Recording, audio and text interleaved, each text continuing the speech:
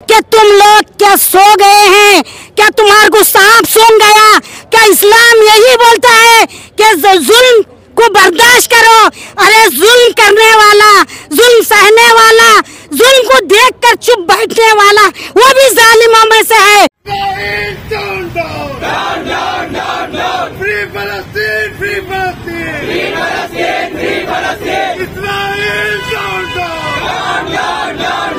उस जंग को रुकवाने की कोशिश की जाए, वरना जो है हालात इससे भी ज़्यादा बदतर हो सकते हैं। अल्लाह न करे कि वो हालात और दूसरी जगह पहुँचे और दूसरी जगह का भी अमन और सुकून बर्बाद हो।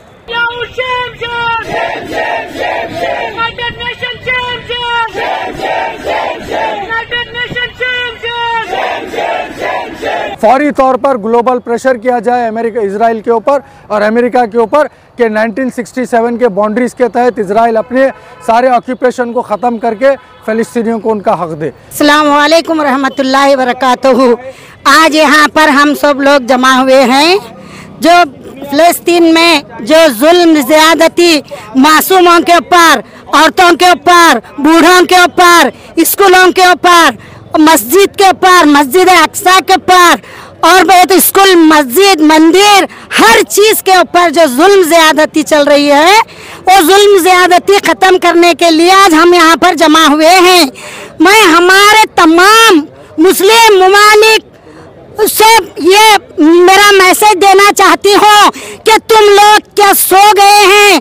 क्या तुम्हारे को सांप सूंघ गया? क्या इस्लाम यही बोलता है कि जुल्म को बर्दाश्त करो?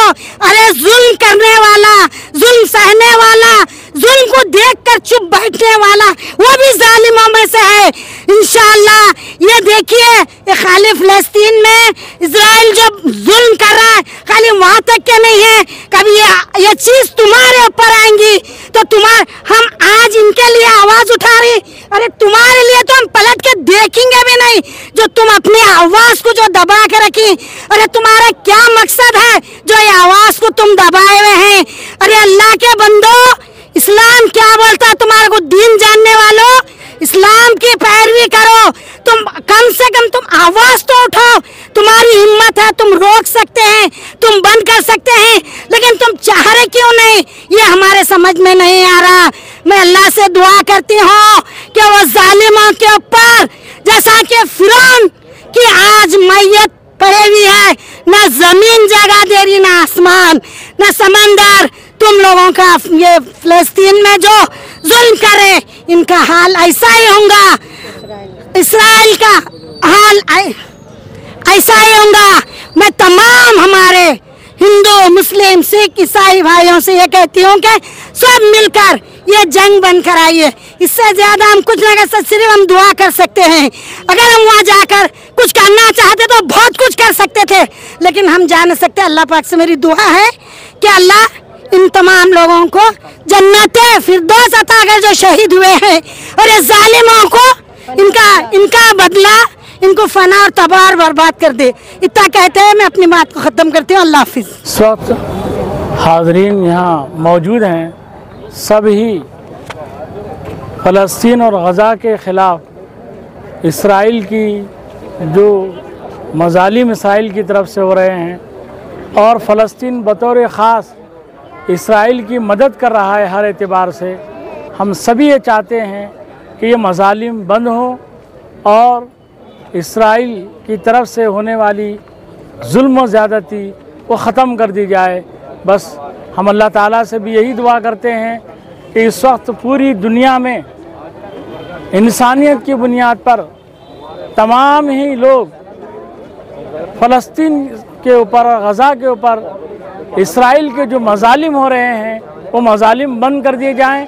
यही हमारा मुतालबा है, और जो मज़ालिम इसराइल कर रहा है हम उसकी सख्ती से मज़म्मत बयान करते हैं। बस वाखिर दान अल्हम्दुलिल्लाह रब्बिल आलमीन। इस वक्त आज जो प्रोटेस्ट किया गया गुलबर्गा की तारीख़ी सरज़मीन से, ये बहुत पहले होना चाहिए था, ताख़ीर हुई, लेकिन फिर भी एक अच्छा प्रोटेस्ट हुआ।